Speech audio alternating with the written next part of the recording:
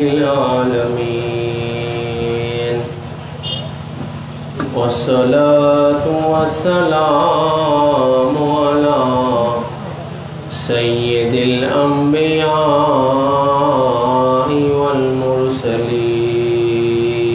والمرسلين وعلى آله وأهل بيته طيبين والطاهرين أجمعين وخصوصا على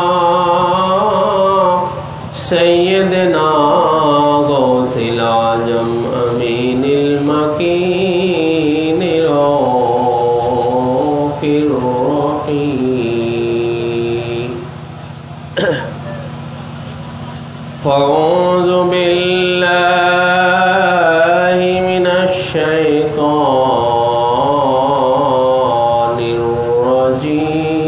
الرجيم بسم الله الرحمن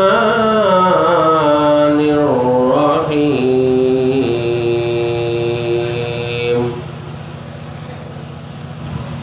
وإذ قال ربك للملائكة إني جاعل في الأرض خليفة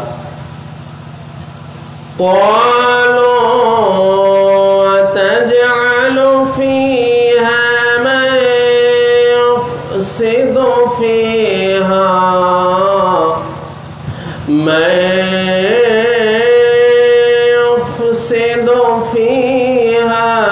ويسفك الدماء ونحن نسبح بحمدك ونقدس لك قال إني أعلم ما لا تعلمون وقال تعالى قال لم يكن ليسجد لبشر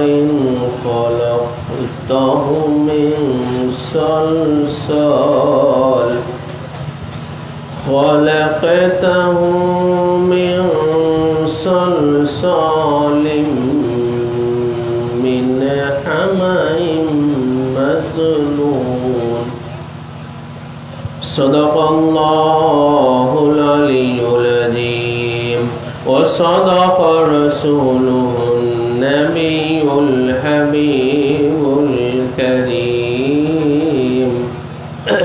وقال عليه الصلاة والسلام علي مني وأنا من علي وقال تعالى في حديث القدسي من عاد لي وليا فقد آذنته بالحرب أو كما قال عليه الصلاة والسلام وقال تعالى إن الله وملائكته يصلون على النبي يا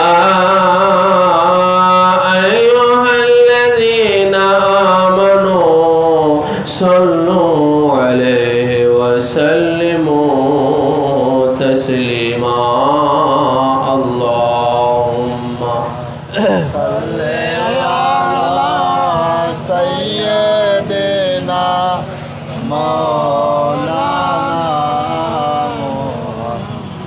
وعلى آل سيدنا شفيعنا اللهم صل على سيدنا مولانا محمد सय्यदना शाफियाना। मुअज़्ज़ज़ हाज़रीन व सामीन इकराम, आशिक़ान व मुहिब्बान मुस्तफ़ा व अहले बैत मुस्तफ़ा व जदरान शुहदाए करबला, आज আজিমুশান মহাপবিত্র 25শে অক্টোবর 7ই কার্তিক सैयदना व मलजाना व मुर्शिदना हज़रत सैयद शाह मुस्तरशिद अली अल क़ादरी अल हसानी अल हुसैन अल बगदादी अला जद्दिही नबीना व अलैहि सलातु व सलाम पाकेर আজিমুশান মহাপবিত্র बेसाले हक उपलक्षे आयोजित उर्स शरीफेर महफिले खानपुर पुकुरचाला अंजुमाने कादरियार पक्ष थेके आयोजित ए महा आयोजने आल्लाह पाक आमादेर विभिन्न जिला होते दूर दूरान्त होते ए महापवित्र आज महफिले আল্লাহ পাক আমাদের উপস্থিতি কবুল করেছেন। মাওলার দরবারে আমরা শুকরিয়া আদায় করি আলহামদুলিল্লাহ। গভীর রাত হয়ে গেছে, আপনারা এখনো যারা ইশক এবং মোহাব্বতের সহিত এই মাহফিলে উপস্থিত আছেন জাগ্রত অবস্থায়, আল্লাহ পাকের খাস রহমত আপনাদের উপরে বর্ষিত হোক এবং जिनार उर्से शरीफ उनार नेक तवज्जो आपनादेर उपरे बर्षित होक এই आशा कामना करछि आमीन। 1978 सालेर এই 25শে অক্টোবরের তারিখ যেটা 7ই কার্তিক ছিল, সেটা এখন 9 কার্তিকে পরিণত হয়েছে। এই দিনে পর্দা হুজুর পাক জিনাকে বলা হয়ে থাকে এবং জিনার খাস লকব হচ্ছে সানি মাওলা পাক। পীর মুর্শিদ পাকের তিনি গদিনশীন ছিলেন। 1953 সনের 5ই ফেব্রুয়ারি 23শে মাঘ তিনি গদিনশীন হয়েছিলেন পীর মুর্শিদ পাক হতে এবং 1978 সনের এই তারিখে 25শে অক্টোবরের এই তারিখে কলকাতার 4 নম্বর দরবার পাকে তিনি রাত 9টা 45 মিনিটে ইন্ডিয়ার টাইম রাত 9টা 45 মিনিটে বেসালে পাক গ্রহণ করেছিলেন।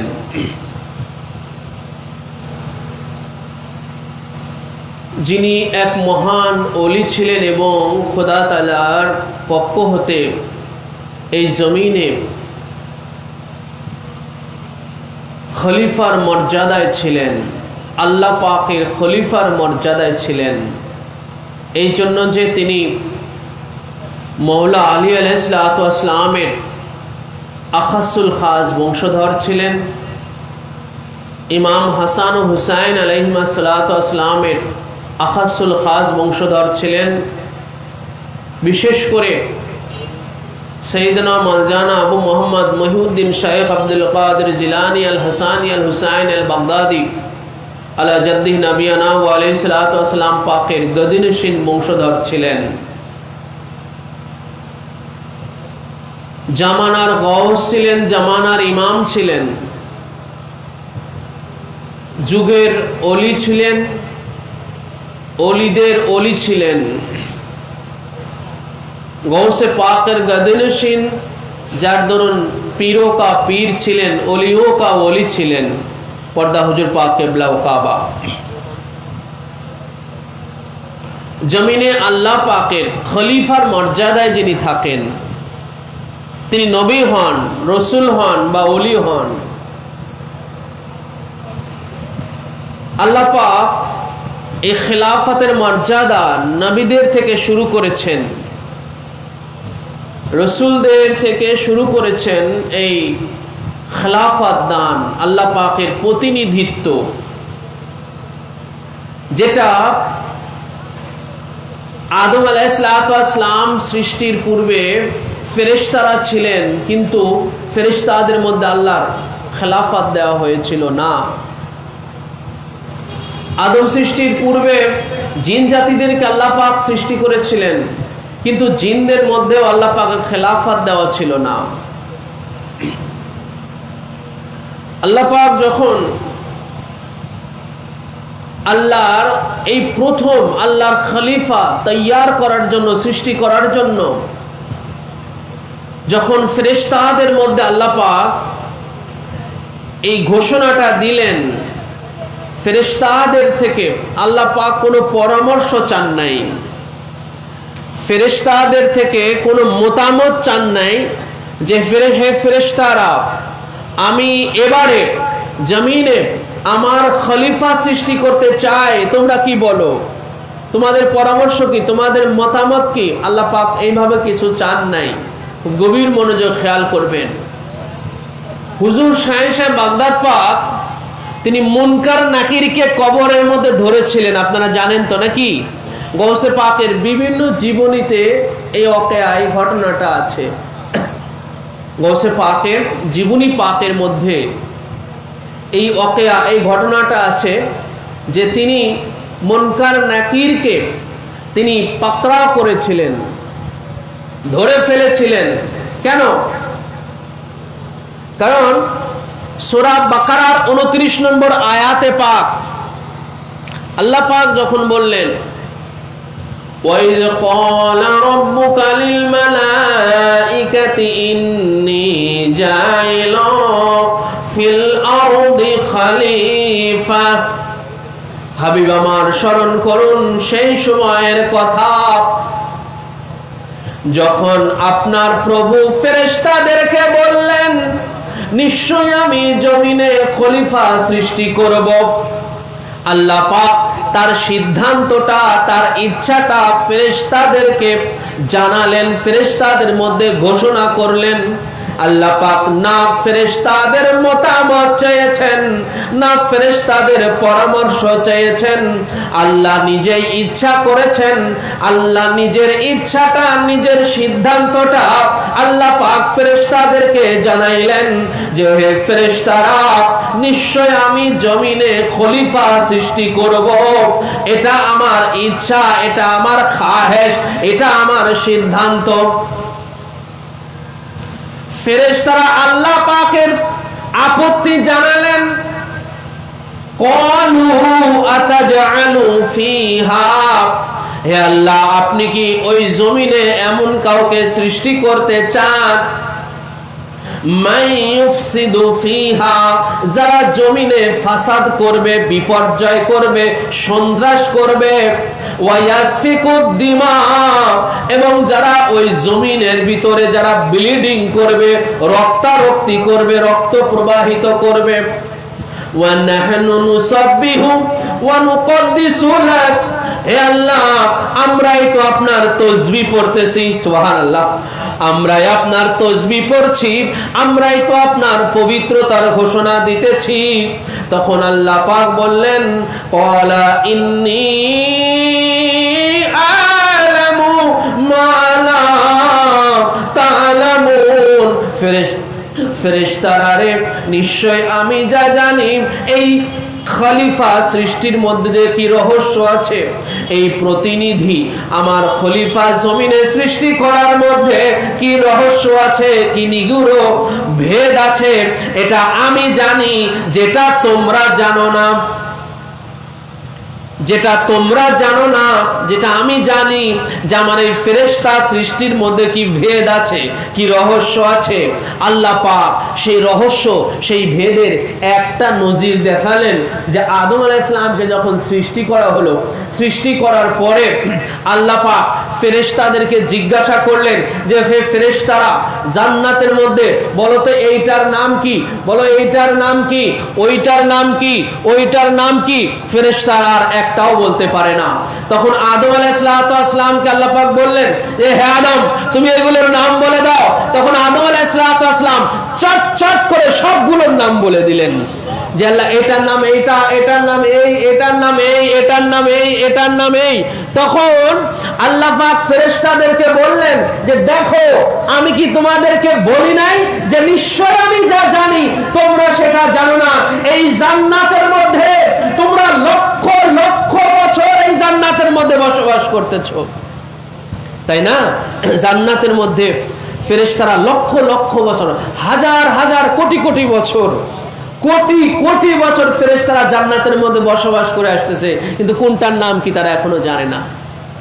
তা আল্লাহ পাক যখন এই সবে মাত্র তার খলিফাকে সৃষ্টি করলেন, আদমকে সৃষ্টি করলেন, আদম আলাইহিস সালাম সৃষ্টি হয়ে সবকিছুর নাম বলে দিলেন। ভাই আদম আলাইহিস সালাম সবকিছুর নাম বলে দিলেন, ওনাকে কে শিখালো? অথচ এই ফেরেশতাদেরকে ইবলিস, সেও কিনা লক্ষ লক্ষ বছর জান্নাতের মধ্যে ইবলিস ফেরেশতাদেরকে শিখিয়েছে, পড়িয়েছে, তালিম দিয়েছে, দার্স দিয়েছে, সবকিছু করেছে, কিন্তু ফেরেশতারা কিছুই বলতে পারতেছে না। কিন্তু আদম আলাইহিসসালামকে ভাই কোনো ফেরেশতাও শেখায় নাই, কোনো জিনেও শেখায় নাই, ইবলিস এত বড় আল্লামা সেও শেখায় নাই, কিন্তু আদম আলাইহিস সালাম সব বলে দিতেছেন, এটার নাম এটা, এটার নাম এটা, এটার নাম এটা, সব বলে দিতেছেন। তো আল্লাহ পাক আদম আলাইহিস সালামকে সৃষ্টির পূর্বে তাকে খলিফার মর্যাদা দিয়ে আল্লাহ পাক তাকে সৃষ্টি করলেন, সুবহানাল্লাহ, তাই না? তো এই যে দেখেন ফেরেশতারা আদম আলাইহিস সালামের কাছে খলিফা সৃষ্টির ব্যাপারে আপত্তি জানালেন ফেরেশতারা। আল্লাহ পাক কিন্তু প্রথমে বলেন নাই যে আমি জমিনে আদম সৃষ্টি করব, পহেলা আদম বলা হয় নাই। আল্লাহ পাক পহেলা আদম বলে নাই যে আমি জমিনে আদম সৃষ্টি করব, পহেলা বলেছেন আমি খলিফা সৃষ্টি করব। খুব গভীর মনোযোগ খেয়াল করবেন, কারণ এখানে সাংঘাতিক একটা পয়েন্ট আছে। আজ শুধু এই পয়েন্টটা ভুল বোঝার জন্য, জান্নাতের মধ্যে এই জায়গাটাতে ভুল বোঝার জন্য, এটাকে অস্বীকার করার জন্য, ইনকার করার জন্য, সেই জান্নাত থেকে ইবলিস থেকে শুরু করে আজ পর্যন্ত ইবলিসের অনুসারী যত মোল্লা মৌলবী সাধারণরা যারা আছে, যারা এই তাজিমি সাজদাকে অস্বীকার করে, ঠিক কিনা বলেন?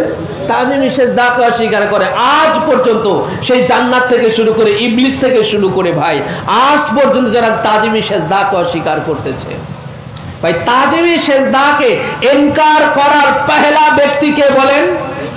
সবাই বলেন না একটু ভাই, পিছন থেকে বলেন, পিছন থেকে কে? এই তাজিমি সাজদাকে ইনকার করা, এটাকে অস্বীকার করার পহেলা ব্যক্তিকে ইবলিস। সেই ইবলিসের অনুসরণে আজ পর্যন্ত এই জমিনে হাজারো মুল্লা মৌলবী, হাজারো মুফতি মুহাদ্দিস আর সাধারণ ব্যক্তিত্বরা আছে। সেই ইবলিসের অনুসারে আজ পর্যন্ত ইবলিস যদি ভুল করে থাকে, সেই ভুলের অনুসরণ করে আজ পর্যন্ত এরা, ইবলিস যদি অস্বীকার করেছে, এটাকে আল্লাহ পাক বলেছেন কুরআনুল কারীমের মধ্যে যে ইবলিস এটাকে অস্বীকার করেছে, সেই ইবলিসের অস্বীকার করাটার অনুসরণ করে আজ পর্যন্ত এই মুল্লা মৌলবীরা আজ এই তাজিমের সাজদাটাকে অস্বীকার করতেছে, ঠিক কিনা বলেন? সেই পয়েন্টটা কি দেখেন, যে আল্লাহ পাক আদম আলাইহিস সালামকে যখন সৃষ্টি করবেন, আল্লাহ পাক কিন্তু পহেলা আদম বলেন নাই। পহেলা কে আদম বলেছেন ভাই?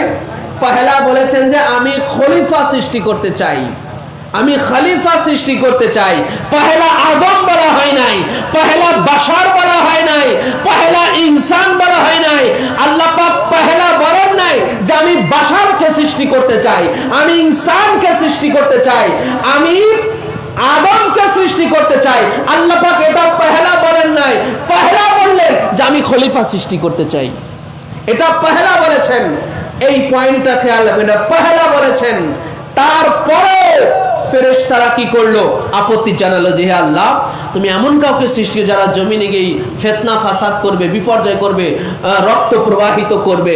এইভাবে যখন আপত্তি জানালো, গৌসে পাকের জীবনীতে কিন্তু এই জন্য এই ওয়াকিয়াটা আসে যে গৌসে পাক কবরের ভিতরে, গৌসে পাক ওনার মাজার শরীফের মধ্যে যখন মুনকার নাকির আগমন করলেন, হ্যাঁ, তাদের সেই ডিউটি পালন করার জন্য যে প্রত্যেক বান্দা আর কবরে তারা আসেন, মুনকার নাকির এসে থাকেন। তো গৌসে পাকের কবরেও যখন ওনারা আসলেন, এসেই যখন সওয়াল জবাব করা শুরু করে দিলেন, এসেই অন্যান্য বান্দাদের মতো গৌসে পাকের মাজার শরীফে এসেও সওয়াল জবাব করা শুরু করে দিচ্ছেন। তো গৌসে পাকের এই মাজার শরীফের এই খবরটা এক আল্লাহওয়ালা ব্যক্তি, তিনি বাগদাদ শরীফে গৌসে পাকের মাজার শরীফ জিয়ারত পাকে আসেন। যেইভাবে গৌসে পাক হায়াতে পাকে থাকা অবস্থায় বড় বড় যুগের আল্লাহর ওলিরা শত শত কিলোমিটার, হাজার কিলোমিটার দূর থেকে অনেক আল্লাহর ওলিরা গৌসে পাকের জিয়ারত পাকে আসতেন, গৌসে পাকের জবান পাকের দুটো কথা শোনার জন্য আসতেন। ঠিক অনুরূপ গৌসে পাক যখন বেসালে পাক নিলেন, যুগের শ্রেষ্ঠ ওলিরা গৌসে পাকের মাজার শরীফ জিয়ারত করার জন্য আসলেন। তো এমন এক আল্লাহ ওয়ালা এসেছেন যিনি কাশফুল কুবুরের অধিকারী, উনি কবর যার কাছে খুলে যায় তাকে বলে কাশফুল কুবুর।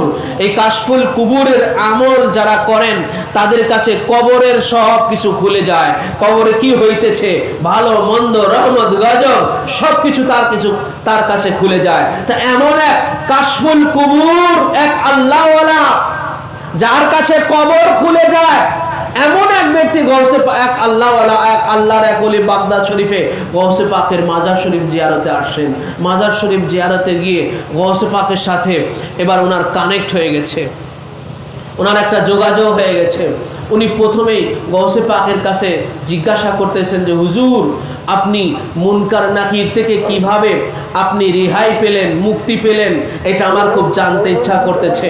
তখন গৌসে পাক বললেন, ওহে আল্লাহওয়ালা, ওহে খোদার বান্দা, তুমি এইভাবে নয়, বলো এইভাবে আমাকে জিজ্ঞাসা করো যে হুজুর, আপনার হাত থেকে মুনকার নাকির কি করে রেহাই পেল, প্রশ্নটা এইভাবে করো। তখন তিনি বললেন, হুজুর সেটা কেমন করে? বলে, হ্যাঁ, মুনকার নাকির যখন আমার কবরে আসলো, তখন আমাকে সালাম না দিয়ে, আমার সাথে মুসাফা না করে আমাকে সওয়াল করা শুরু করে দিয়েছে।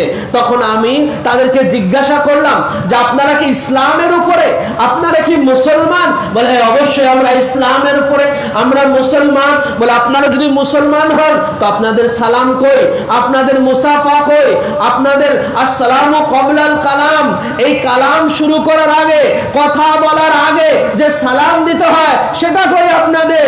তখন এই মুনকার নাকির তখন ঘাবড়ায় গেল, ঘাবড়ায় গিয়ে তড়ি ঘড়ি করে গৌসে পাককে সালাম দিয়ে যখনই তারা দুইজনে হাত বাড়িয়ে দিয়েছে গৌসে পাকের সাথে মুসাফা করার জন্য, আর গৌসে পাক মুনকার ও নাকির দুইজনের হাত খপ করে ধরে নিয়েছেন।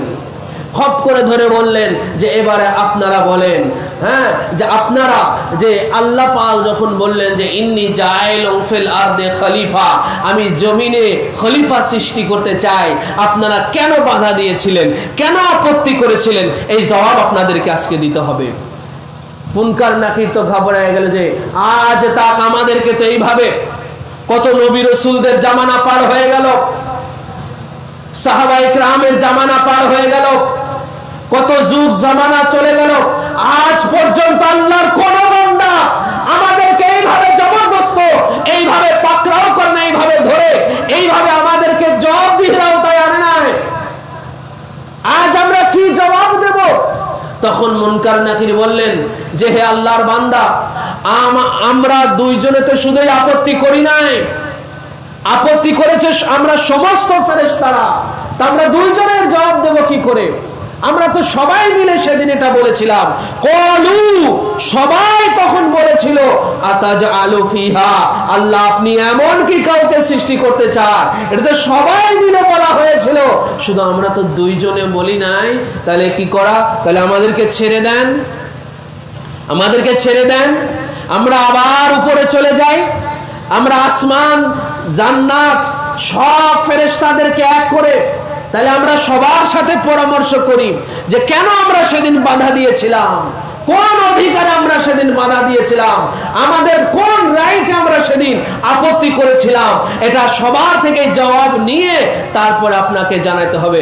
গৌসে পাক বললেন দুইজনকেই ছাড়া যাবে না, দুইজনকে ছাড়া যাবে না, একজনকে ছাড়তে হবে আর একজন আমার কাছে ধরা থাকবে। তাহলে দুইজনে ছেড়ে গেলে আর না আসার সম্ভাবনাও থাকতে পারে। গৌস পাক একজনকে ধরে রাখলেন আর একজনকে ছেড়ে দিলেন।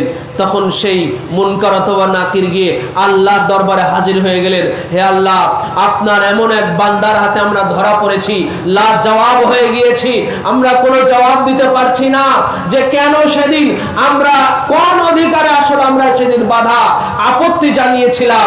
আপনি যখন খলিফা তৈয়ার করতে চেয়েছিলেন, খলিফা বানাতে চেয়েছিলেন, আল্লাহ পাক তখন বললেন যে হ্যাঁ তোমরা তো এটা করেছিলে, এখন তোমরা ভাবো যে তোমরা এর জবাব কি দিবে।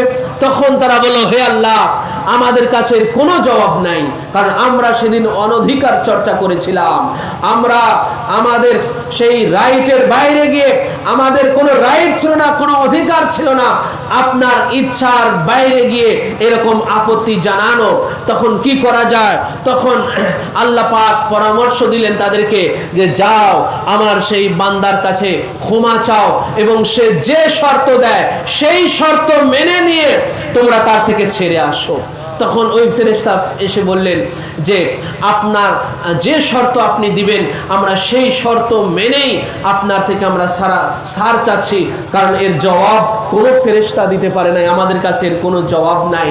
তখন গৌসে পাক বললেন, হে মুনকার নাকির, আমার শর্ত হলো এই, আজ থেকে এই বাগদাদের জমিনে এবং জমিনের যে কোনো জায়গাতে আমার কোন মুরিদ ও মুতাকাদ যেখানে দাফন হবে, আমার কোন মুরিদ মুতাকাদের কবরে সওয়াল জবাব করতে আসতে পারবে না।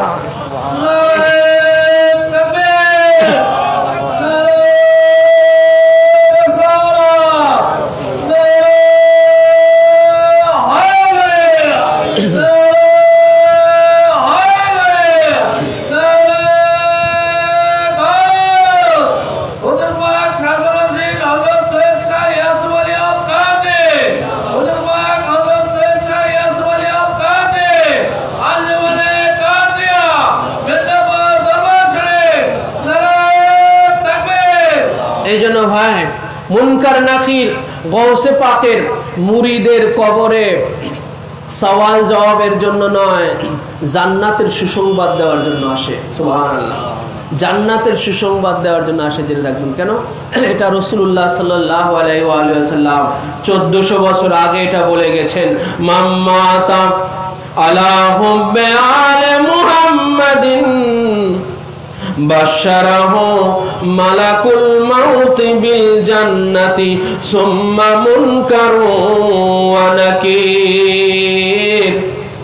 সূরাতুশ শুরা 25 পারার 23 নম্বর আয়াতে পাকের এই তাফসিরে দুররে মনসুর, তাফসিরে কবির, তাফসিরে কাশাফের মতো যুগের শ্রেষ্ঠ তাফসির গ্রন্থগুলোর মধ্যে রাসূলুল্লাহ সাল্লাল্লাহু আলাইহি সাল্লাম পাকের এই হাদিসে পাক সংকলন করা হয়েছে, এই হাদিসে পাক বর্ণনা করা হয়েছে। আল্লাহর নবী হুজুরে পাক জনাবে মুহাম্মদুর রাসূলুল্লাহ সাল্লাল্লাহু আলাইহি ওয়া সাল্লাম পাক জানালেন, মাম্মা আলা হুব্বে আলে মুহাম্মাদিন বাশশারাহু মালাকুল মাউতি বিল জান্নাহ সুম্মা মুনকারু ওয়া নাকির। আলে মুহাম্মাদের মুহাব্বতের উপরে যে মৃত্যুবরণ করলো, আলে মুহাম্মাদের মুহাব্বতের উপরে যে মারা গেল, কবর পর্যন্ত পৌঁছে গেল, রাসূলুল্লাহ সাল্লাল্লাহু আলাইহি ওয়া সাল্লাম ইরশাদ পাক ফরমালেন, বাশশারাহু মালাকুল মাউত আজরাইল আলাইহিস সালাতু ওয়াস সালাম আলে মুহাম্মাদের মুহাব্বতকারীর জান কবজের সময় আগে তাকে জান্নাতের সুসংবাদ প্রদান করিবে। সুম্মা মুনকার ওয়া নাকির, অথবা মুনকার নাকির কবরে এসে তাদেরকে জান্নাতের সুসংবাদ দেবে। সুবহানাল্লাহ বলেন। রাসূলুল্লাহ সাল্লাল্লাহু আলাইহি ওয়াসাল্লাম বলেছেন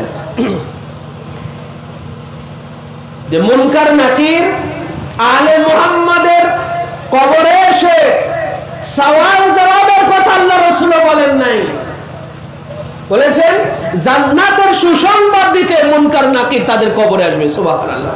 তো ভাই গৌসে পাকের মুরিদরা সবাই আলে মুহাম্মাদের মুহাব্বতকারী, ঠিক কিনা বলেন? গৌসে পাকের যত মুরিদ আছে, মোতেকাদ আছে, কিয়ামতটা বাগদাদ শরীফে এবং বাগদাদ শরীফের বাইরে গৌসে পাকের যত মুরিদ ও মোতেকাদ আছে প্রত্যেকই আলে মুহাম্মাদের মুহাব্বতকারী। আর আলে মুহাম্মাদের মুহাব্বতকারীদের কবরে মুনকার নাকিরের সওয়াল জবাব নয়, মুনকার নাকিরের জান্নাতের সুসংবাদ প্রদান।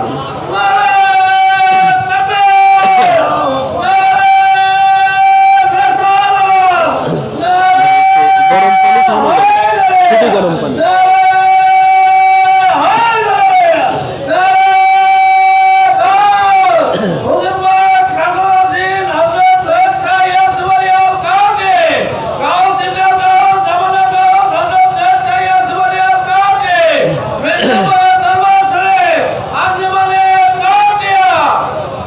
তো ভাই গৌসে পাক রাসূলুল্লাহ সাল্লাল্লাহু আলাইহি ওয়াসাল্লাম পাক ১৫০০ বছর পূর্বে আলে মুহাম্মাদের কবরের কি অবস্থা হবে সেটা বর্ণনা করে গেছেন।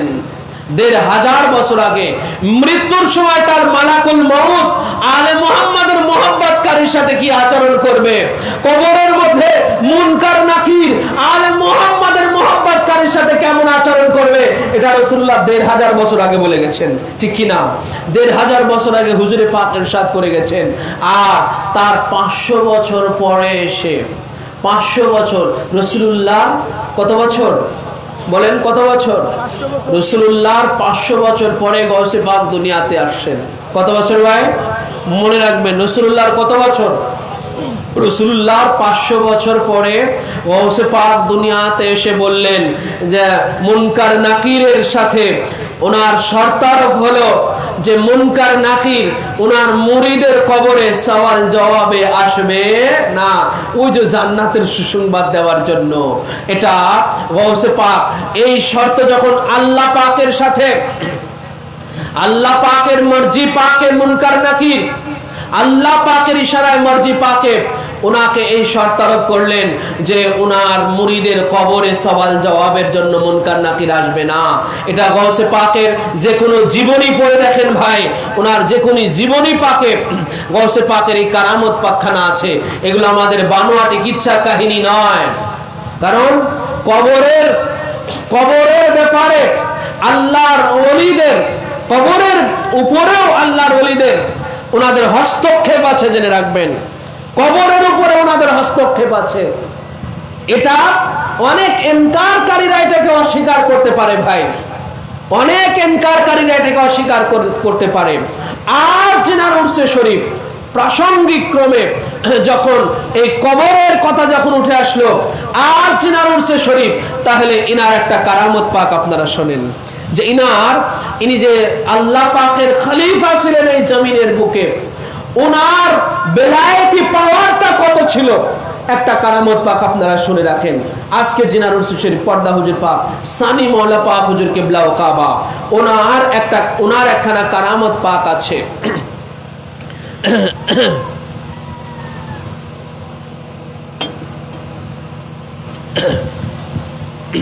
4 নম্বর দরবার পাক কলকাতায়। এটা কার বানানো জানেন? 4 নম্বরটা ভাই কার বানানো জানেন আপনারা? জানেন না? তাহলে জেনে নিন। আজকে জিনার উরসে শরীফ পর্দা হুজুর পাক কিবলা ও কাবা সৈয়দনা মালজানা হুসাইন শাহ মুস্তারশিদ আলী আল কাদরি আল হাসানি আল হুসাইন আল বাগদাদি আলা জাদ্দিহি, ইনি 4 নম্বর খানকা শরীফ ইনারি বানানো ছিল। আর 22 নম্বর যে খানকা পাক এটা মওলা পাকের বানানো ছিল। এগুলো জেনে রাখবেন। 4 নম্বর দরবার পাক বানানোর আগে হুজুর পাকের এক খাদেম ছিলেন, উনি সিভিল ইঞ্জিনিয়ার ছিলেন। ওনার নাম ছিল খসরু মিয়া। তো কলকাতার এক বড় আর্কিটেক্ট, মানে যারা বাড়ির ডিজাইন যারা তৈরি করে, বাড়ির নকশা যারা তৈরি করে, বহুতল বিশিষ্ট ভবনের নকশা যিনারা তৈরি করেন, হ্যাঁ, এরকম এক আর্কিটেক্ট নিয়ে এসেছিলেন ইঞ্জিনিয়ার খসরু মিয়া। উনি নিজেও একজন সিভিল ইঞ্জিনিয়ার ছিলেন, হুজুর পাকের উনি খাদেম ছিলেন। তো উনি কলকাতার এক বড় আর্কিটেক্ট নিয়ে এসেছিলেন, জিনাকে দিয়ে এই 4 নম্বর এই খানকা শরীফ এই ভবনটার এই নকশা উনাকে দিয়ে তৈরি করা হয়েছিল। কোথায় পিলার, কোন পিলার কোথায় হবে, কোথায় আপনার ওই ফাউন্ডেশনটা কেমন হবে, গেট বিমটা কোথায় কিভাবে হবে, শর্ট কলমটা কেমন হবে, তারপরে লং কলমগুলো কেমন হবে, এই পুরো ভবনের এই আপনার নকশাটা ওনাকে দিয়ে তৈরি করা হয়েছিল ওই কলকাতার ওই বড় ওই আর্কিটেক্ট ওনাকে দিয়ে। তখন উনি একটা নকশা তৈরি করে এনে যখন পর্দা হুজুর পাকের সামনে এনে নামালেন, পর্দা হুজুর পাকের সামনে এনে নামালেন 22 নম্বর খানকা পাকে।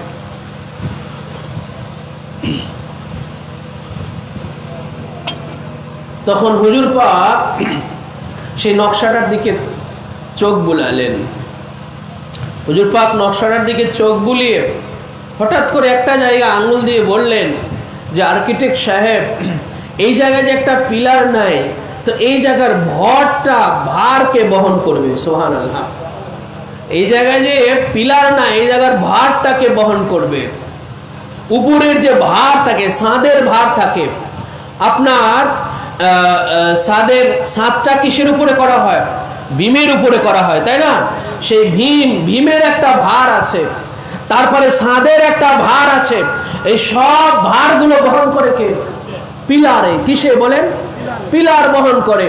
তো হুজুর পাক বললেন যে এই জায়গাটা যে পিলার নাই, এই জায়গার ভারটাকে বহন করবে। তখন সেই আর্কিটেক্ট তিনি ঘাবড়ায় গেলেন। ঘাবড়ায় গিয়ে তড়িঘড়ি করে সেই নকশাটা গুটিয়ে ওখান থেকে যখন উনি চলে আসতেছিলেন, চলে এসে হুজুর পাকের খানকা পাক থেকে বের হয়ে খসরু মিয়াকে বললেন যে হুজুর যেটা ধরেছেন এটা তো ঠিকই ধরেছেন, তাহলে হুজুরের কি ইঞ্জিনিয়ারিং পড়া আছে? হুজুর কি ইঞ্জিনিয়ারিং পড়েছে ভাই? বলেন, কোন কলেজে গিয়ে, কোন ভার্সিটিতে হুজুর ইঞ্জিনিয়ারিং পড়েছে?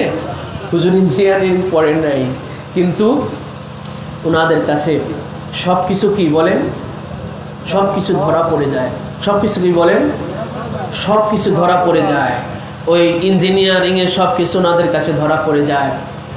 হ্যাঁ, আপনার ওই লয়ারের সমস্ত আইন ওনাদের কাছে ধরা পড়ে যায়।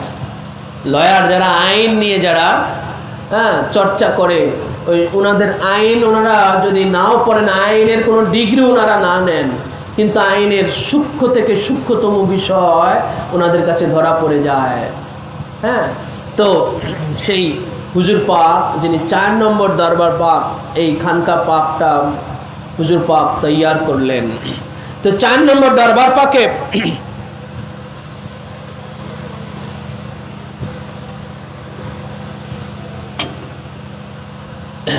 মুর্শিদাবাদের হুজুর পাকের এক মুরিদ ছিলেন, উনি মৌলানা ওলিউল্লাহ সাহেবের গ্র্যান্ডফাদার ছিলেন, মানে দাদা ছিলেন। তো উনি পর্দা হুজুর পাকের উনি মুরিদ ছিলেন, মানে আজকে জিনার উর্সে শরীফ মুর্শিদাবাদের কাদোয়া গ্রামে, ওনাদের কাদোয়া গ্রামের অধিবাসী। তো ওনার এক বন্ধু ছিলেন, উনি পীর মুরিদি এগুলো মানতেন না, বিশ্বাস করতেন না। ওনার ওই বন্ধু, তখন ওনার ওই বন্ধু যে পীর মুরিদি অস্বীকার করতো না, কিন্তু সে তার বাবার সাথে বড় একটা এমন একটা বিয়াদবি করেছে যে বাবার কাছ থেকে আর মাপ চাওয়ার সুযোগ নিতে পারে নাই। এদিকে বাবা মারা গেছে, বাবা মারা গিয়ে কবরে চলে গেছে। বাবার সাথে যদি কেউ বিয়াদবি করে আর তার থেকে যদি মাপ না চায়, তাহলে সে হবে জাহান্নামী। কি হবে বলেন? জাহান্নামী হবে, জেনে রাখবেন। বাবার সাথে যদি কেউ বিয়াদবি করে আর সেই বাবা মারা যাওয়ার আগ পর্যন্ত ওই সন্তান যদি বাবার কাছে মাপ না নিতে পারে, সেই সন্তান জেনে রাখবেন জাহান্নামী হবে। কি হবে বলেন? জাহান্নামী। বাবা অথবা মা, এই দুইজনের সাথে যদি কারো সমস্যা হয় আর সেই মারা যাওয়ার আগে ওই সন্তান যদি মাপ না নিতে পারে, সেই সন্তান জাহান্নামী হবে, জেনে রাখবেন। এর আর কোনো, যদি এটার ফয়সালা না হওয়া পর্যন্ত সে জাহান্নামী হবে, সে জাহান্নামী হবে। আপনারা একটা বর্ণনা অনেক সময় শুনেছেন, রাসূলুল্লাহ সাল্লাল্লাহু আলাইহি ওয়াসাল্লামের এক সাহাবী খুব মৃত্যু যন্ত্রণা হচ্ছে কিন্তু জান বের হচ্ছে না, এত মৃত্যু যন্ত্রণা হচ্ছে। রাসূলুল্লাহকে খবর দেওয়া হলো, হুজুরও গেলেন। হুজুর গিয়ে বললেন যে সে তার মায়ের সাথে বিয়াদবি করেছে, মাকে অনেক কষ্ট দিয়েছে, যার কারণে তার উপরে এই শাস্তি চলতেছে দুনিয়াতে। তখন তার মাকে বলা হলো যে আপনি আপনার সন্তানকে মাফ করে দেন, কিন্তু সেই মা মাফ করতেছে না। মা কিছুতে মাফ, এতটা মাকে কষ্ট দিয়েছে, দুঃখ কষ্ট দিয়েছে যে মা মাফই করতেছে না। তখন রাসূলুল্লাহ বললেন, ঠিক আছে, এই মায়ের সামনে এই সন্তানটাকে জ্বালিয়ে দাও, আগুন লাগিয়ে দাও। জীবন্ত অবস্থায় রাসূলুল্লাহ বললেন যে মায়ের সামনে সন্তানটাকে আগুন লাগিয়ে দাও, গায়ে আগুন লাগিয়ে দাও। তখন মা সন্তান, মায়ের সামনে সন্তান এরা আগুনে জ্বলবে, মা তো সহ্য করতে পারতেছে না, বলে না তাকে আগুনে পুড়িও না।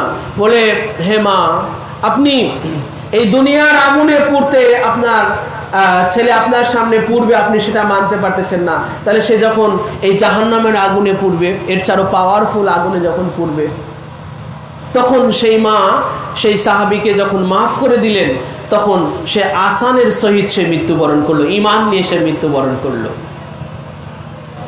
তো ওই হুজুর পাকের ওই মুরিদের ওই বন্ধু যে তার বাবার সাথে বিয়াদবি করেছে কিন্তু মাপ চাওয়ার সুযোগ নিতে পারে নাই, তার বাবা মারা গেছে, কিন্তু এখন তো সে জাহান্নামী হয়ে মারা যাবে, সেটাও জানতো যে আমি আমার বাবার সাথে এমন বেয়াদবি করেছি কিন্তু আমার মাপ চাওয়া হয় নাই, সেইটা জানতো। একদিন সে ঘুমের মধ্যে, স্বপ্নের মধ্যে দেখলো যে এক ব্যক্তি, নুরানি জালোয়াগার এক ব্যক্তি, যিনার হাতে এই আপনার এই পাঞ্জাবির এই হাতা অনেক ঢিলা এবং নুরানি জালোয়াগার চেহারা, যিনার চেহারা মুবারক থেকে যেন নূরের ছটা ঝলসে যাচ্ছে, এমন চেহারাদারি এবং নুরানি জালোয়াগার এক মহাপুরুষ, উনি ওনার বাবাকে কবর থেকে উঠালেন। স্বপ্নের মধ্যে উনি দেখতেছেন, হুজুর পাকের এই মুরিদের বন্ধু, উনি স্বপ্নের মধ্যে দেখতেছেন যে উনি ওনার বাবাকে কবর থেকে উঠালেন ওনার সামনে। কবর থেকে উঠানোর পরে বললেন যে এই যে আপনার ছেলে যে আপনার সাথে বিয়াদবি করেছে, কিন্তু সে আপনার থেকে মাপ চাওয়ার সুযোগ পান নাই, আপনি মারা গিয়েছেন, এবারে আপনার এই সন্তানটা জাহান্নামী হয়ে মারা যাবে, সে জাহান্নামী হবে, আপনি কি এটা চান? বলে না, আমি তো এটা চাই না। বলে তাহলে আপনি আপনার ছেলেটাকে আপনি মাফ করে দেন। আর ওই ছেলেটাকে ওনাকে বলতেছে যে আপনি আপনার আব্বার কাছ থেকে মাপ চেয়ে এলেন, নাহলে আপনি জাহান্নামী হবেন। তখন সেই লোকটা ওনার আব্বার কাছে স্বপ্নের মধ্যে মাপ চেয়ে নিলেন, সুবহানাল্লাহ ওয়া বিহামদিল্লাহ, স্বপ্নের ওনার থেকে মাপ চেয়ে নিলেন, আর ওনার আব্বা ওনাকে মাফ করে দিলেন, আর ওনার স্বপ্ন ভেঙে গেল।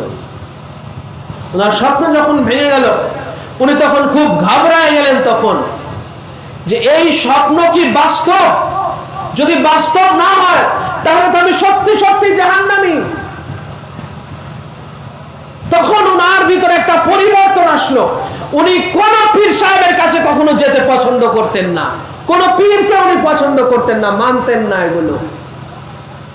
তখন উনি হুজুর পাকের এই মুরিদের কাছে বলেন যে বন্ধু, আমি তোমার পীর সাহেবের কাছে যেতে চাই। তখন উনি বললেন যে তুমি তো কোনো পীর মুরিদ এগুলো পছন্দ করো না, কোনো পীর সাহেবের কাছে যাওয়া তো তুমি পছন্দ করো না, তো তুমি কি করে যেতে চাও?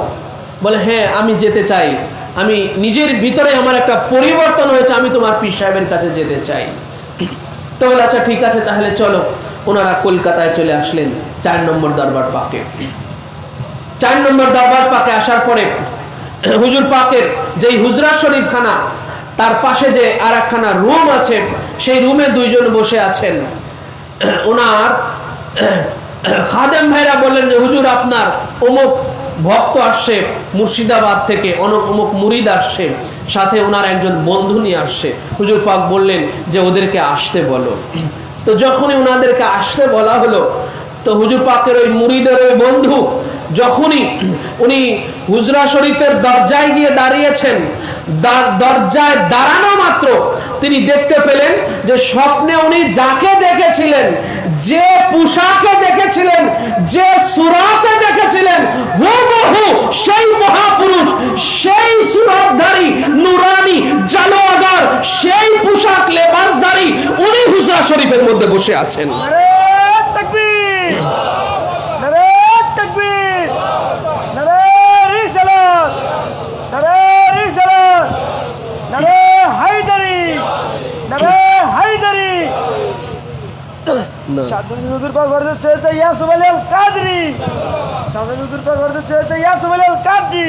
তখন তিনি হুজরা শরীফে প্রবেশ করেই হুজুর পাকের সামনে একদম মস্তক অবনত হয়ে তিনি লুটিয়ে পড়লেন। সুবহানাল্লাহ। তো দেখেন ভাই যে ইনাদের কবরের মধ্যে, কবরের উপরেও দেখেন ইনাদের কি দখল, যে উনার একজন মুরিদের বন্ধু, যে হুজুর পাকের মুরিদ ছিলেন না, মুরিদের বন্ধু ছিলেন, সেই বন্ধুর খাতিরে উনাকে, যিনি জাহান্নামী হয়ে মারা যাবেন, যার বাবা মারা গিয়ে কবরের মধ্যে চলে গেছে, স্বপ্নের মধ্যে তার বাবাকে কবর থেকে উঠিয়ে তাকে মাফ করায় জাহান্নামী থেকে জান্নাতি করায় দিলেন। ভাই ওলি আল্লাহদের পাওয়ার আছে কিনা বলেন? ওলি আল্লাহদের পাওয়ার আছে কিনা? ওলি আল্লাহদের পাওয়ার আছে ভাই। এজন্য ওলি আল্লাহদের সোহবাতে যে যায় নাই, ওলি আল্লাহদেরকে যে জানে নাই, ওলি আল্লাহদেরকে যে বুঝে নাই, ওলি আল্লাহদের মর্ম সে বুঝতে পারবে না। যে ওলি আল্লাহদের সংস্পর্শে যে যায় নাই, জানে নাই, বুঝে নাই, সে ওলি আল্লাহদেরকে চিনতে পারবে না যে আল্লাহর ওলিরা কি বস্তু। ঠিক কিনা বলেন? তো গৌসে পাকের এই যে ভাই কবরের উপরে গৌসে পাকের যেই হস্তক্ষেপ করার ক্ষমতা ছিল, গৌসে পাকের গদিনশীন হুজুর পাক কিবলা ও কাবা সানি মৌলা পাক সৈয়দনা মানজানা ও মুর্শিদনা হযরত সৈয়দ শাহ মুস্তারশিদ আলী আল কাদরি আল হাসানি আল হুসাইন আল বাগদাদি, তিনিও দেখেন সেই কারামত পাকখানা দেখালেন। তো হুজুরে গৌসে পাকের সেই জীবনী থেকে আমরা আসতেছিলাম যে হুজুরে গৌসে পাক মুনকার নাকিরকে ধরে ফেলেছিলেন। কেন? যে মুনকার নাকির, ওই যে সেই আলোচনার আমরা শুরুতে চলে আসি, খলিফা সৃষ্টি করতে কি করেছিল ভাই? কি করেছিল বলেন? আপত্তি জানিয়েছিল। খলিফা সৃষ্টি করতে আপত্তি জানিয়েছিল। আচ্ছা বলেন তো, আল্লাহ পাক আদম আলাইহিসসালামকে সৃষ্টির করার আগে কি বললেন? আগে কি বললেন ভাই? যে আমি খলিফা সৃষ্টি করব। কি বললেন? খলিফা সৃষ্টি করব। আল্লাহ পাক বাশার বলেন নাই। কি বলেন নাই? বাশার বলেন নাই, ইনসান বলেন নাই, আদম বলেন নাই। কিন্তু সেই খলিফা কাকে সৃষ্টি করা হলো? আদমকে। সেই খলিফা কাকে সৃষ্টি করা হলো? আদমকে।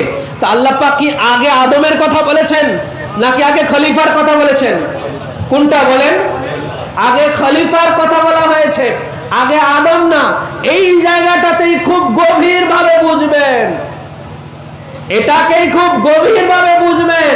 কারণ আল্লাহ পাক স্পষ্ট জানালেন যে যখন আমি আদমকে আমার খলিফার মর্যাদা দিয়ে সৃষ্টি করলাম, হে ফেরেশতারা দেখে নাও, হে জমিনবাসীরা দেখে নাও, যে আমার খলিফার মর্যাদা নিয়ে সৃষ্টি হয়, জমিনে যে আমার খলিফার মর্যাদা প্রাপ্ত হয়, তার জন্য এই তাজিমি সেজদা নিবেদিত হয়ে যায়।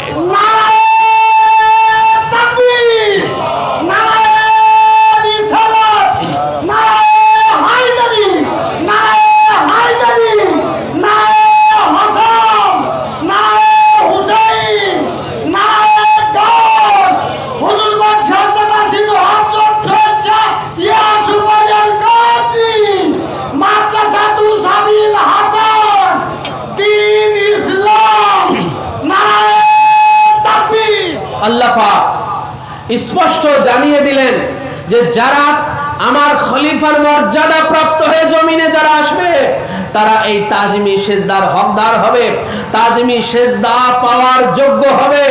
এই জন্য আল্লাহ পাক পহেলা আদম আলাইহিস সালাম সৃষ্টি করার আগে পহেলা খলিফা বলেছেন যে জমিনে আমি আমার খলিফা সৃষ্টি করতে চাই।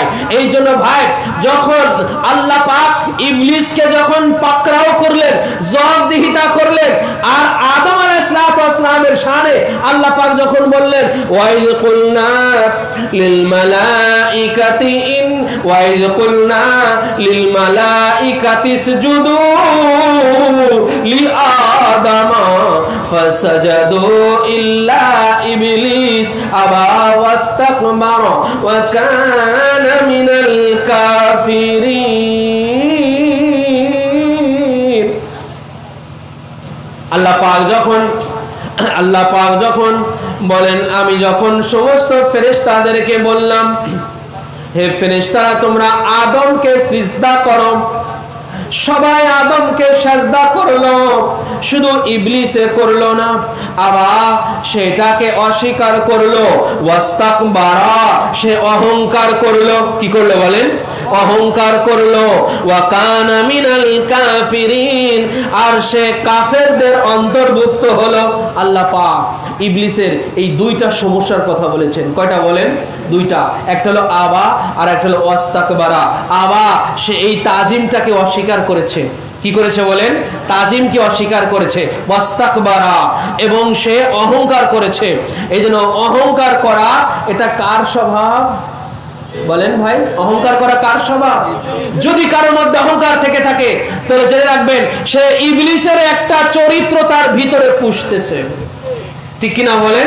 ইবলিসের একটা চরিত্রকে সে তার ভিতরে পুষিয়ে রেখেছে যদি কারোর মধ্যে অহংকার করে।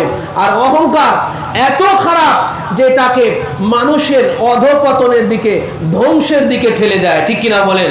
যেইভাবে ইবলিসকে এই অহংকার ধ্বংসের দিকে ঠেলে দিয়েছে যে ওর 6 লক্ষ বছরের ইবাদত বন্দেগী, এত ইলম সবকিছু বিফলে চলে গেছে। ঠিক কিনা বলেন? সবকিছু বেকার হয়ে গেছে, সবকিছু নিষ্ফল হয়ে গেছে। এই জন্য আল্লাহ পাক যখনই ইবলিসকে জবাবদিহি করেছে তখনই সে বলেছে যে হে আল্লাহ, যেমন সূরা হিজরের 33 নম্বর আয়াতে পাকের মধ্যে ইবলিস বলল লাম আকুল লিয়াসজুদা লিবাশার খলাকতাহু মিন সালসালিন মিন হামাইন মাসনুন। আল্লাহ আমি কোন বাশারকে সেজদা করতে পারি না। লাম আকুল লিআসজুদা আমি কখনোই সেজদা করতে পারি না লি বাশার কোন বাশারকে, কোন মাটির মানুষকে আমি কখনোই সেজদা করতে পারি না। খলাকতাহু মিন সালসালিন মিন হামাইম মাসনুন হে আল্লাহ তুমি তাকে টনটনে মাটি থেকে সৃষ্টি করেছো আর আমি হলাম আগুন। খলাকতাহু মিন তিন খলাকতানি মিন নারিন ওয়া খলাকতাহু মিন তিন হে আল্লাহ তুমি আমাকে আগুন থেকে সৃষ্টি করেছো আর আদমকে মাটি হতে সৃষ্টি করেছো। আমি এই মাটির মানুষকে কখনোই সেজদা করতে পারি না। ভাই আদম বাশার আদম আলাইহিস সালাম তিনাকে কি শুধু ইনসান হিসেবে সৃষ্টি করা হয়েছে? তো গভীর মনোযোগ দিয়ে বোঝার চেষ্টা করেন। আদমকে কি শুধু মাটির মানুষের মর্যাদা দিয়ে সৃষ্টি করা হয়েছে নাকি খলিফার মর্যাদা দিয়ে সৃষ্টি করা হয়েছে? আদম আলাইহিস সালাম তিনি মাটির ছিলেন কিন্তু খলিফার মর্যাদায় আছেন, নূহ আলাইহিস সালাম মাটির বাশার আছেন কিন্তু আল্লাহর খলিফার মর্যাদায়। ইব্রাহিম আলাইহিস সালাম তিনি মাটির বাশার আছেন কিন্তু আল্লাহর খলিফার মর্যাদায়। ইসমাঈল আলাইহিস সালাম তিনি মাটির বাশার আছেন কিন্তু আল্লাহর খলিফার মর্যাদায়। ঈসা আলাইহিস সালাম, ইউসুফ আলাইহিস সালাম, মূসা আলাইহিস সালাম আল্লাহ পাকের तमाम নবী এবং রসুল, তামাম নবী এবং রসুল শুধু মুহাম্মাদুর রাসূলুল্লাহ সাল্লাল্লাহু আলাইহি ওয়াসাল্লাম ব্যতীত, অর্থাৎ আদম আলাইহিস সালাম থেকে ঈসা আলাইহিস সালাম পর্যন্ত তামাম নবী এবং রসুল মাটির বাশার ছিলেন, কিন্তু আল্লাহর খলিফার মর্যাদায়। ঠিক কিনা বলেন? আল্লাহর খলিফার মর্যাদায়, যার কারণে আল্লাহ পাক তাদের জন্য এই তাজিমকে, এই সম্মানটাকে তাদের জন্য, কেন যে তারা মাটির বাশার হলেও তারা আমাদের মতো শুধু মাটির বাশার নয়, যেমন আমরা কেবলমাত্র মাটির বাশার, আমরা আল্লাহর খলিফার মর্যাদায় নয়, আমরা কেবলমাত্র মাটির মানুষ, মাটির ইনসান, কিন্তু আমরা খলিফার মর্যাদায় নয়। কিন্তু আদম আলাইহিস সালাম, নূহ আলাইহিস সালাম, ইদ্রিস আলাইহিস সালাম, সুলাইমান আলাইহিস সালাম, দাউদ আলাইহিস সালাম, ইব্রাহিম আলাইহিস সালাম, ইসমাঈল আলাইহিস সালাম, ইয়াকুব আলাইহিস সালাম, ইউসুফ আলাইহিস সালাম, এইভাবে ইসহাক আলাইহিস সালাম, মুসা আলাইহিস সালাম, ঈসা আলাইহিস সালাম, তামাম নবী এবং রাসূল শুধু জনাবে মুহাম্মদুর রাসূলুল্লাহ সাল্লাল্লাহু আলাইহি ওয়াসাল্লাম ব্যতীত তামাম নবী এবং রাসূল মাটির বাশার ছিলেন, কিন্তু তারা মাটির বাশার হলেও আল্লাহর খলিফার মর্যাদায় ছিলেন,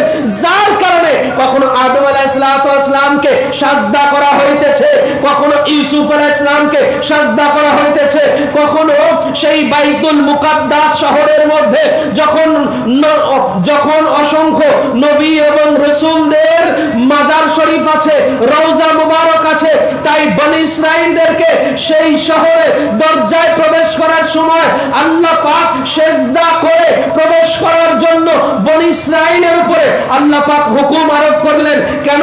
যে এই বাইতুল মুকাদ্দাস শহরে অনেক নবীর মাজার শরীফ আছে, অনেক নবীর রওজা পাক আছে, এই জন্য আল্লাহ পাক বললেন, হে বনী ইসরাইলেরা, আমার এই নবীগণ, এই রাসূলগণ যারা আমার খলিফার মর্যাদা দিয়ে আমি এই দুনিয়াতে প্রেরণ করেছি, এই শহর এত মর্যাদা সম্পন্ন, এই শহর এত শারাফাত ওয়ালা হয়ে গেছে, এই শহরে দরজা দিয়ে প্রবেশকালে সিজদা করে করে প্রবেশ করো।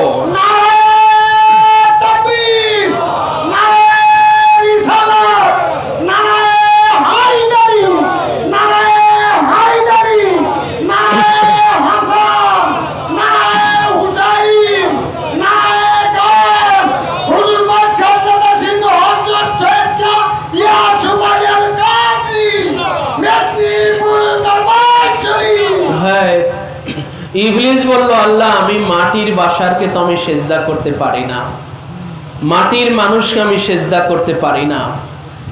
তো আদম আলাইহিস সালাম কি ভাই শুধু মাটির মানুষ ছিলেন? আসলে কি ছিলেন? একটু জবাব দেন, সবাই পিছন থেকে জবাব দেন। আসলে তাকে কোন মর্যাদা দিয়ে আল্লাহ পাক আগে সৃষ্টি করেছেন? কোনটা বলেন? সবাই বলেন কি? খলিফা। খলিফা, এই খলিফার মর্যাদা দিয়ে, খলিফার মর্যাদা নিয়ে যিনি এই জমিনে আসেন, আল্লাহ পাক যাকে জমিনে প্রেরণ করার জন্য সৃষ্টি করেন, তিনি ওই সম্মানের হকদার হন, তিনি ওটার উপযুক্ত হন। আমি আপনি কেবলমাত্র মাটির বাশার, বুঝতে হবে ভাই।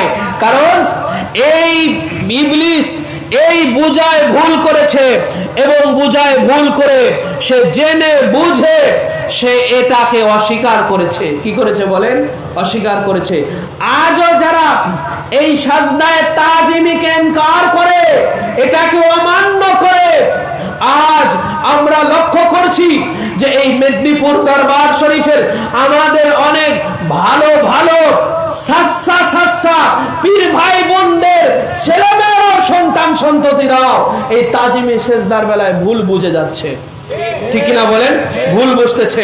আমি তাদের উদ্দেশ্যে বলতে চাই, যারা এই তাজিমি সেজদা যারা বুঝে না, আমি তাদের উদ্দেশ্যে বলতে চাই যে শুধু কোন মাটির মানুষকে এই তাজিমি সেজদা করা যায় না, শুধু মাটির মানুষকে তাজিমি সেজদা করা যায় না, শুধু মাটির বাশারকে তাজিমি সেজদা করা যায় না।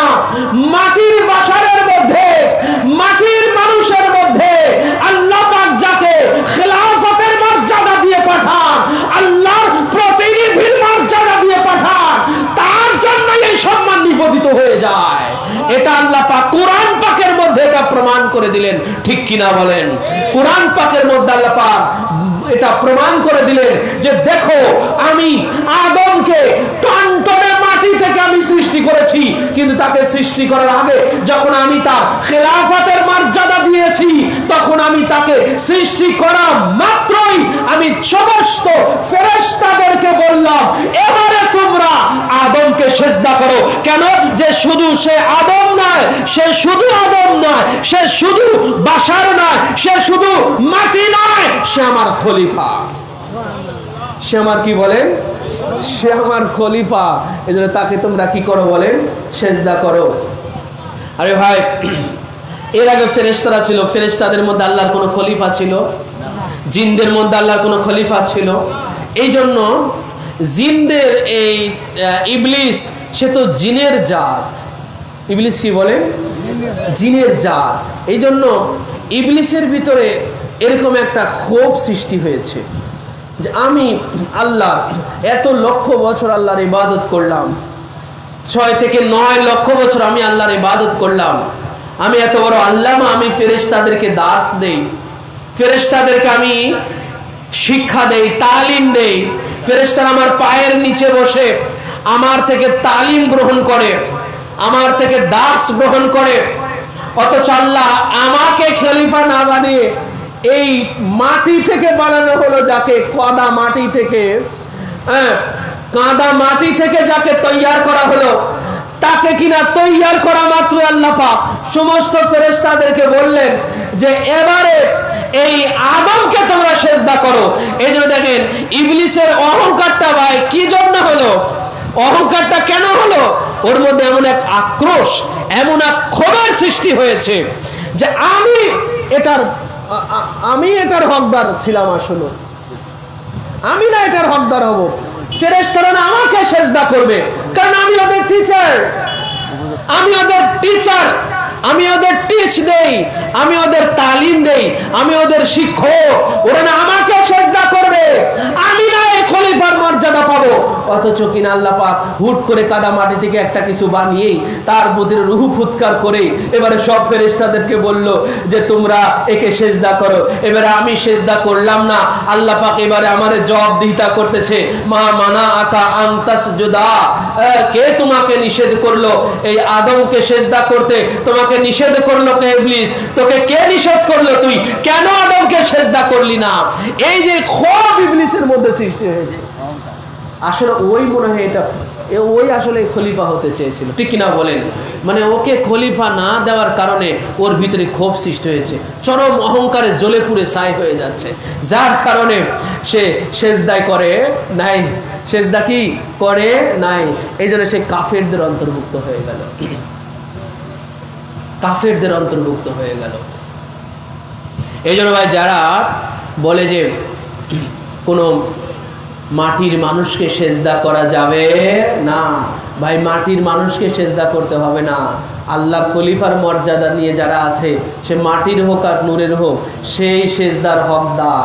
এটা কুরআন পাক থেকে প্রমাণিত, তোমরা তাকে সিজদা করো, ঠিক কিনা বলেন? তোমরা তাকে সিজদা করো।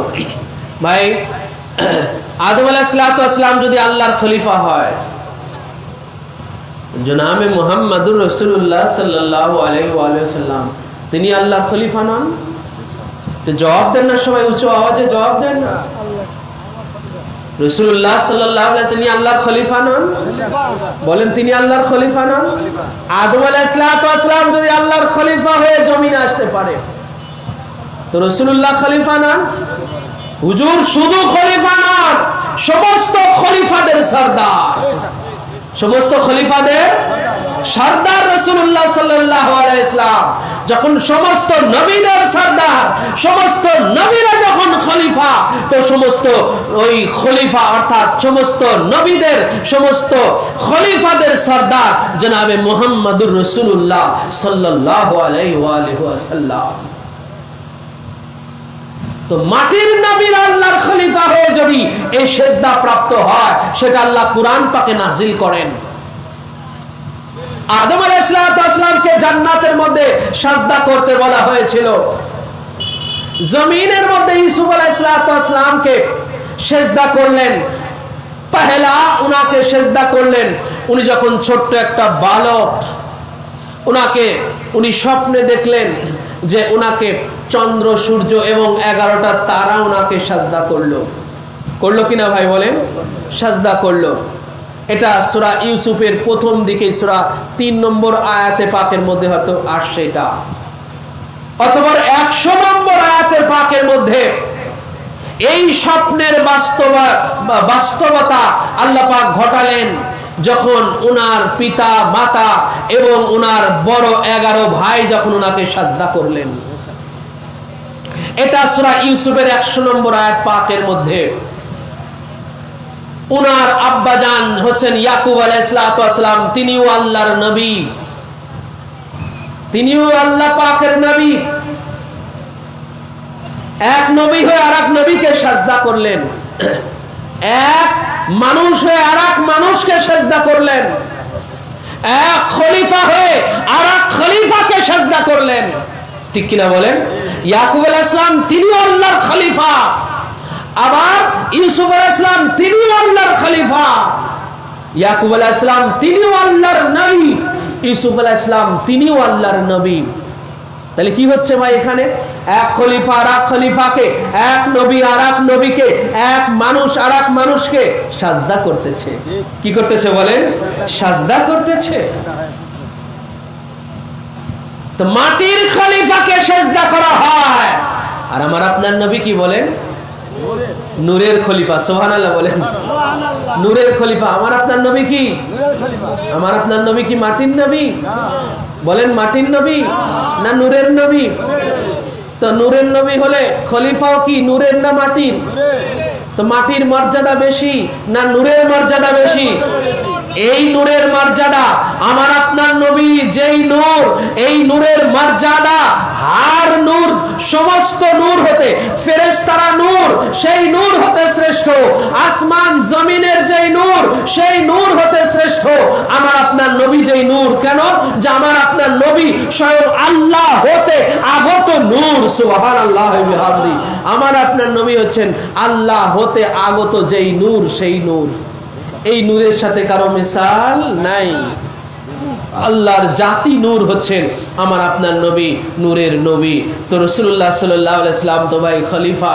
তো আদম আলাইহিস সালাম যখন মাটির খলিফা হন, তাকে সেজদা করা হয়। ইউসুফ আলাইহিস সালাম যখন মাটির খলিফা হন, তাকে সেজদা করা হয়। আর আমার আপনার নবী তামাম খলিফাদের খলিফা, তামাম নবীদের নবী, এবং যিনি নূরে খোদা, আল্লাহ হতে আগত নূর, আল্লাহর খলিফার মর্যাদা নিয়ে নয়, শুধু আল্লাহর সমস্ত খলিফাদের সরদারের মর্যাদা নিয়ে যখন দুনিয়াতে এসেছেন, ভাই তার জন্য এই সম্মান হবে না? তার জন্য সম্মান নিবেদিত হবে কি হবে না? মোল্লারা আজও বুঝলো না এটা। ঠিক কিনা বলেন? মোল্লারা আজও বুঝলো না। তিরমিজি শরীফ 2য় খণ্ডের 202 পৃষ্ঠার মধ্যে আসছে, রাসূলুল্লাহ সাল্লাল্লাহু আলাইহি ওয়াসাল্লামের বয়স যখন মাত্র 15 বছর। কত বছর বলেন সবাই? কত বছর? ওনার চাচা যান খাজা আবু তালিব আলাইহিস সালামের সাথে শামের দিকে যাচ্ছেন। এই বণিক কাফেলা, ব্যবসায়ী এটা কাফেলা মক্কা থেকে রওনা হয়েছে শামের উদ্দেশ্যে, সিরিয়ার উদ্দেশ্যে। ওনার চাচা যান খাজা আবু তালিব আলাইহিস সালামের সাথে যাচ্ছেন। পথের মধ্যে ইহুদিদের এক ধর্মযাজক, এক রাহেব, তার বাড়ির পাশ যখন যাচ্ছে, সেই ধর্মযাজক সে তার বাড়ি থেকে বের হয়ে আসছে, বের হয়ে কাফেলার মধ্যে আসলো। কাফেলাতে এসে রাসূলুল্লাহর হাত ধরলেন। সুবহানাল্লাহ বলেন। রাসূলুল্লাহর হাত ধরে বললেন যে হাজা সাইয়্যিদুল আলামিন, হাজা রাসূল রাব্বিল আলামিন, এবং হাজা ইউবাসুল্লাহু রাহমাতাল লিল আলামিন। ইনি হচ্ছেন তামাম জগতের সরদার, ইনি হচ্ছেন রব্বুল আলামিনের রসুল, রসুল রব্বিল আলামিন, এবং আল্লাহ পাক ইনাকে রহমাতুল লিল আলামিন করে প্রেরণ করেছেন। কয়টা কথা বলা হলো? বলেন কয়টা? সাইয়্যিদুল আলামিন, রসুল রব্বিল আলামিন, আর হচ্ছে রহমাতুল লিল আলামিন। এই তিনটা ভবিষ্যৎবাণী করলেন ওই ইহুদিদের ধর্মযাজক যখন রাসূলুল্লাহর বয়স 15 বছর, নবুয়ত এখনো ঘোষণা হয় নাই। নবুয়ত এখনো কি হয় নাই বলেন, ঘোষণা হয় নাই। উনার চাচা জানের সাথে যাইতেছেন ব্যবসায়ী কাজে সিরিয়ার দিকে। ইহুদিদের এক ধর্মযাজক, এর আগেও মক্কার এই কাফেলা যখন এখান দিয়ে গিয়েছে, সে এই কাফেলার দিকে কখনো ফিরেও তাকায় নাই। আজ যখন এই কাফেলাতে মুহাম্মাদুর রাসূলুল্লাহ সাল্লাল্লাহু আলাইহি ওয়া সাল্লাম ইহুদিদের এই ধর্মযাজক বের হয়ে চলে আসছে, বের হয়ে সে হুজুরের হাত ধরে বলতেছে, এই তিনটা ভবিষ্যৎবাণী যখন তিনি করলেন, তখন মক্কার সমস্ত শায়েখরা তারা বলল যে আপনি এটা কি করে জানতে পারলেন? আমরা তো জানি ইনি মুহাম্মদ ইবনে আব্দুল্লাহ। আজ 15 বছর ধরে আমরা শুধু এটাই জানি যে ইনি মুহাম্মদ ইবনে আব্দুল্লাহ, ইনি আব্দুল্লাহর পুত্র মুহাম্মদ। আর আপনি বলছেন যে ইনি तमाम জগৎ সমূহের সৈয়দ নেতা, ইনি রব্বুল আলামিনের রাসূল, ইনি রহমাতুল तमाम জগৎ সমূহের ইনি রহমত। আপনি এটা কি করে জানতে পারলেন? কি করে আপনি এটা জানলেন? তখন তিনি বললেন যে আপনারা যখন এই উপত্যকা দিয়ে আসতেছিলেন, এই এলাকা দিয়ে আসতেছিলেন, আমি তখন লক্ষ্য করলাম এই এলাকার এমন কোনো পাথর ছিল না, এমন কোনো গাছ ছিল না যা ইনাকে সেজদা করে নাই। আর প্রত্যেকটা পাথর এবং প্রত্যেকটা, যখন এই কাফেলা আপনারা আসতেছিলেন, আসার সময় আমি লক্ষ্য করলাম এই উপত্যকার, এই লোকালয়ের, এই এলাকার প্রত্যেকটা পাথর এবং প্রত্যেকটা গাছ এনাকে সিজদা করতেছে। আর আমি জানি এই পাথর আর এই গাছ কোন নবী ছাড়া কাউকে সিজদা করতে পারে না। কোন নবী ছাড়া এই পাথর কাউকে সিজদা করে না, গাছ সিজদা করে না। যেমন ইউসুফ আলাইহিস সালামকে চন্দ্র, সূর্য এবং তারকারা সিজদা করলো, ঠিক কিনা বলেন? কেন? উনি আল্লাহর নবী ছিলেন। কি ছিলেন বলেন? আল্লাহর নবী ছিলেন, আল্লাহর খলিফা ছিলেন। এই জন্য চন্দ্র, সূর্য উনাকে সিজদা করে, তারকারা উনাকে সিজদা করে। শেষ পর্যন্ত উনার পিতা, মাতা, উনার 11 ভাই উনাকে সিজদা করলো। তো ভাই, আজকে আমি কেন এই চ্যাপ্টারটা আপনাদের উপরে তুলেছি, কেন এই আলোচ্য বিষয়টা আপনাদের সামনে তুলেছি? এই জন্য যে আজকে আমরা জিনার উরসে শরীফের মাহফিলে আমরা আসছি ভাই। উনি সানি মাওলা পাক, উনি জামানার গৌস, উনি জামানার ইমাম, উনি মাওলা আলীর বংশের আখাসুল খাস বংশধর, উনি গৌসে পাক বড় পীর শাহেনশে বাগদাদ পাকের উনি গতি নসিব বংশধর, যার কারণে এই জমিনের বুকে আল্লাহর খেলাফতের মর্যাদা নিয়ে, যার কারণে কোন ব্যক্তি যখন উনার সামনে গিয়েছে তার মস্তক অবনত করে তার সামনে আল্লাহর খলিফার সম্মানে মর্যাদায় তার মস্তক সিজদায় অবনত হয়ে গেছে।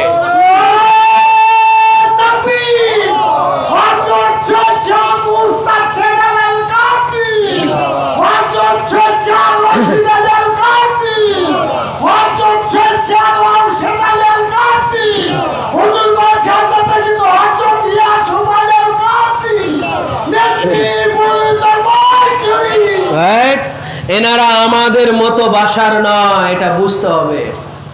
এনারা আমাদের মতো বাশার নন।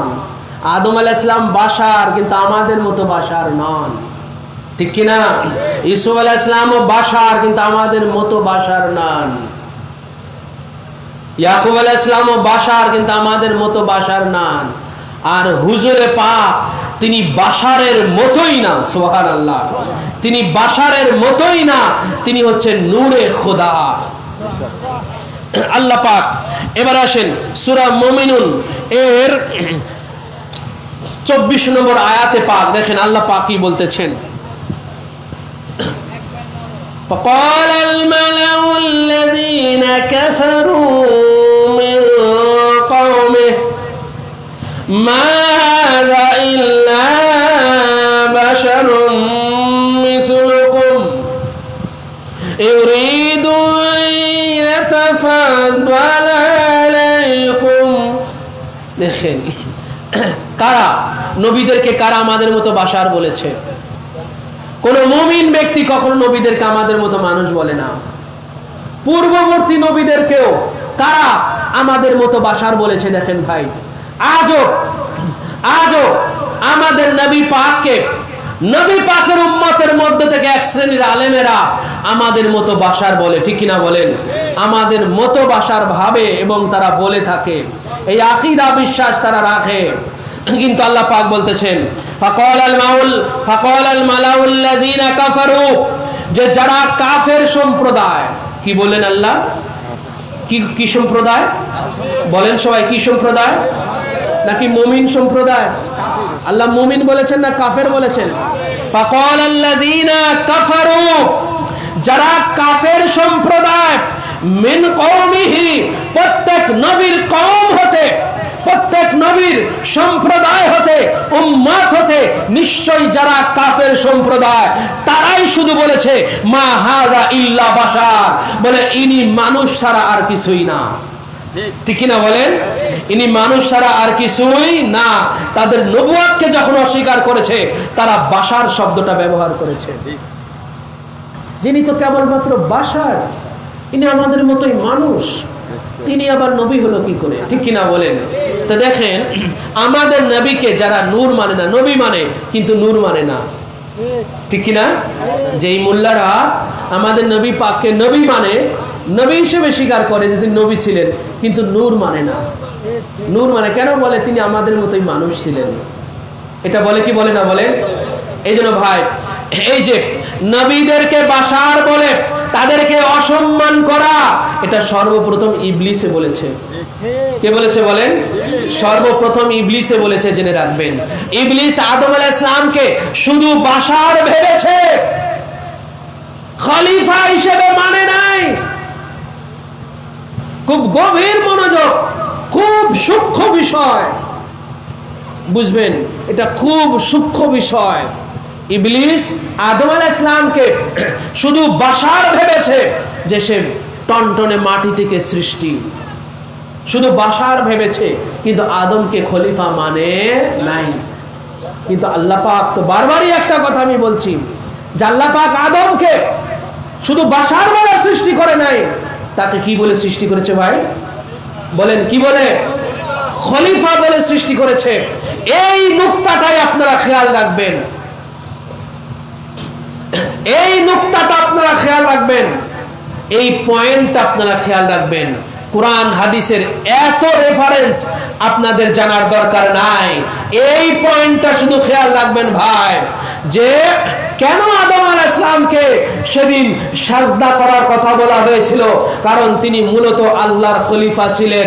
কেন সেই দিন ইউসুফ আলাইহিস সালামকে ওনার পিতা মাতা, ওনার 11 ভাই ওনাকে সাজদা করেছিলেন, কারণ উনি ওই আল্লাহর খলিফার মর্যাদাতে ছিলেন। কেন রাসূলুল্লাহ সাল্লাল্লাহু আলাইহি ওয়াসাল্লামকে ওনার সাহাবী হযরতে আবু খুজাইমা স্বপ্নে দেখলেন যে হুজুরকে সেজদা করতেছেন? হুজুরকে কি করতেছেন? সেজদা করতেছেন। কে দেখলেন? হযরত আবু খুজাইমা। কে বলেন?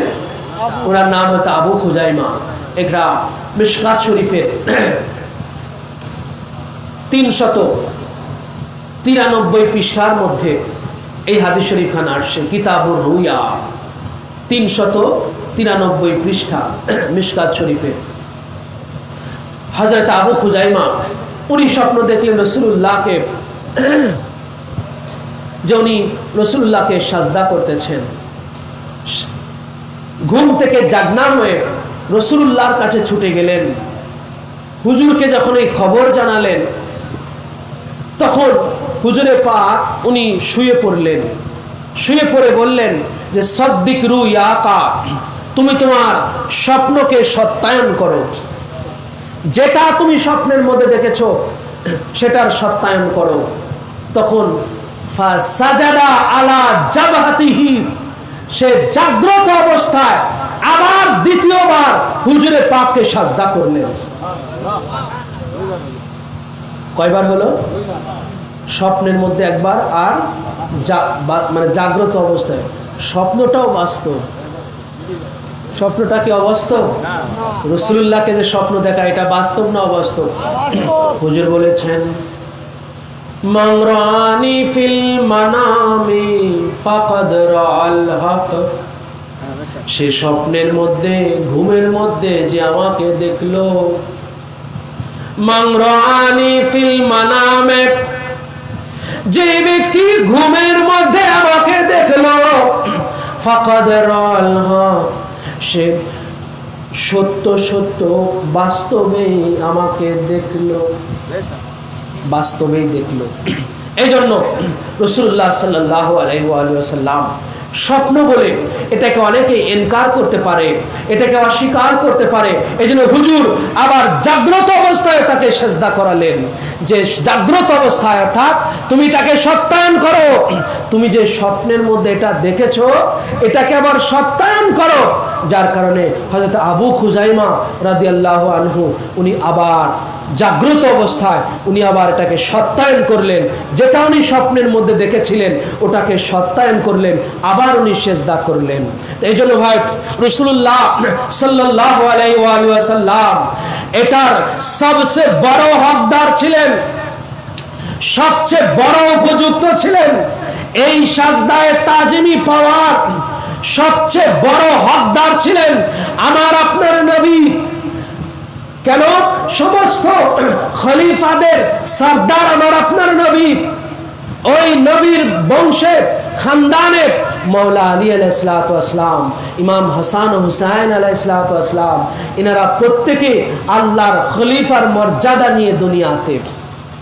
মৌলা আলী আল্লাহর খলিফার মর্যাদা নিয়ে দুনিয়াতে। কেন?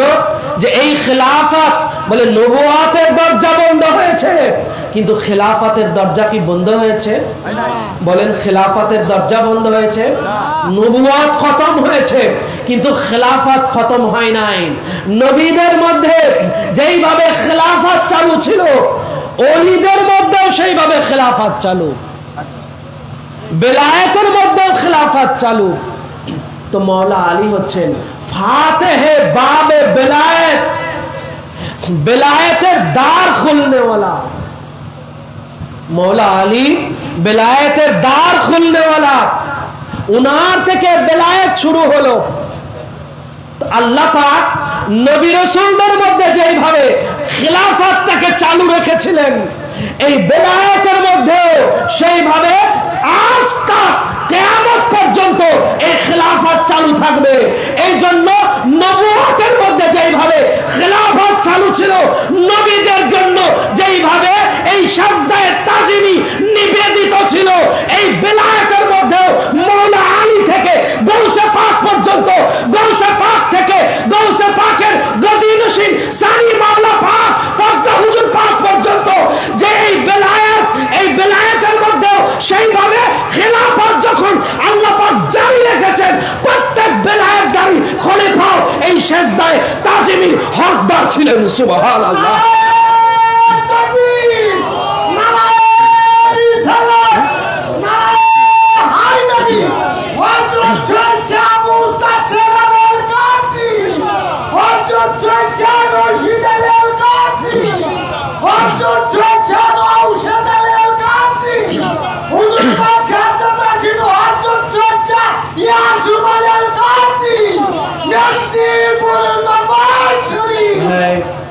এই জন্য আমরা ওনাদের সামনে এই সম্মানে অবনত করি আমাদের মস্তকখানাকে। এটা যারা বুঝতে ভুল করে তারা ইবলিসের অনুসারী হয়ে গেছে। সে যে হোক না কেন, সে কোনো মোল্লা হোক, মৌলভী হোক, মুহাদ্দিস হোক, মুফতি হোক, সে আমাদের এক পীর ভাইয়ের সন্তান সন্ততি হতে পারে। সে ইবলিসের অনুসারী হয়ে গেছে, সেটাকে ভুল বুঝেছে। এই জন্য হুজুরে গৌসে পাক তিনি ওই আল্লাহর ওই বেলায়েত প্রাপ্ত খলিফা ছিলেন। হুজুরে গৌসে পাকের গদিনশীন, সমস্ত জামানার গৌস, উনার আল্লাহর সেই খলিফার মর্যাদা নিয়ে দুনিয়াতে জেনে রাখবেন ভাই। ওই নবুয়তের মধ্যে যেইভাবে খেলাফত, এই বেলায়েতের মধ্যে সেইভাবে খেলাফত চলতেছে। এই জন্য আল্লাহর ওই খলিফার মর্যাদা প্রাপ্ত এই দুনিয়াতে যারা আল্লাহর প্রতিনিধিত্ব করতেছেন, আল্লাহর ওই মহা দায়িত্ব পালন করতেছেন, ওনাদের জন্য এই তাজিম নিবেদিত। আমি আপনি বাশার হতে পারি, কিন্তু আল্লাহর ওই প্রতিনিধির মর্যাদা, ওই দায়িত্ব আমি আপনি নাই, এই জন্য ওটা আমার আপনার জন্য নয়। আশা করি বুঝতে পেরেছেন ভাই। আল্লাহ পাক আমাদের সহি বুঝ দান করুন, সবাই বলি আমিন। ওমা আলাইনা ইল্লাল বালাগ। আসসালামু আলাইকুম ওয়া রাহমাতুল্লাহি তাআলা ওয়া